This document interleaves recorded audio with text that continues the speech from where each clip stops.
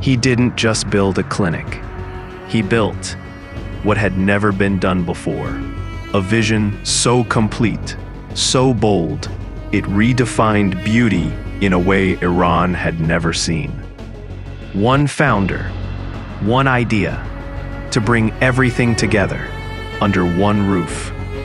Hair, makeup, injectables, lasers, facials, hair transplants, EMS, massage, fashion, coffee.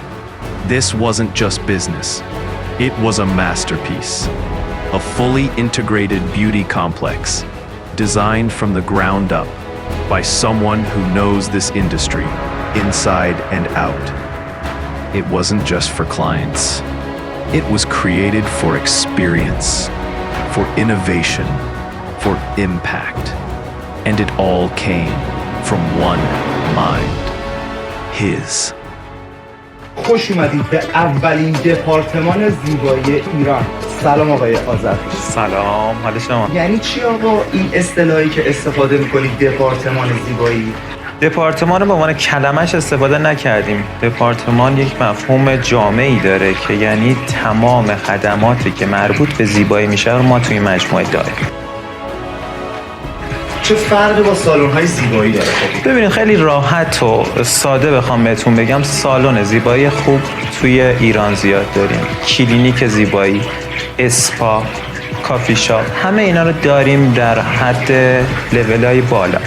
ولی یک مجموعه که تمام اینا رو به صورت یک کامپلکس توی یک محیط داشته باشه تا الان نداشتیم. و ما همچین اتفاقی رو تا حالا تو ایران داشتیم و اولیش سالن زیبایی شیوانه.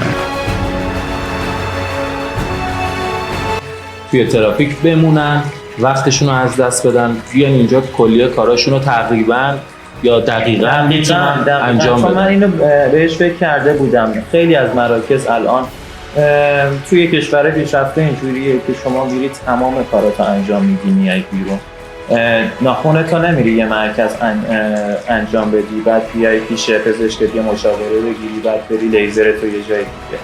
خب میشه 3 تا کار، 3 تا روز مختلف، 3 تا برنامه‌ریزی، 3 تا هزینه سنگین.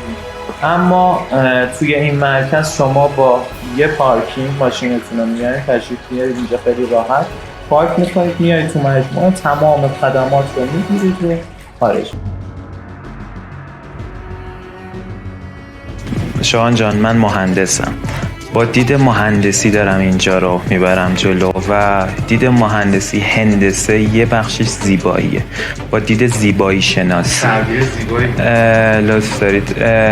واقعا دوست دارم بانویی که از مجموعه من میره بیرون یا آقا دقیقاً از این مجموعه میره بیرون یک نماد زیبایی باشه.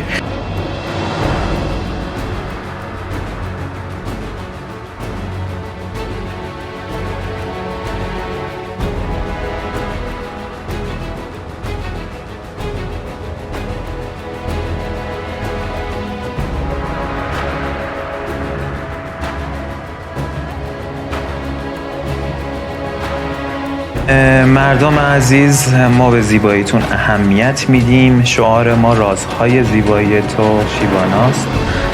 برای همین فکر کردیم روی این رازهای زیبایی. به ما اعتماد.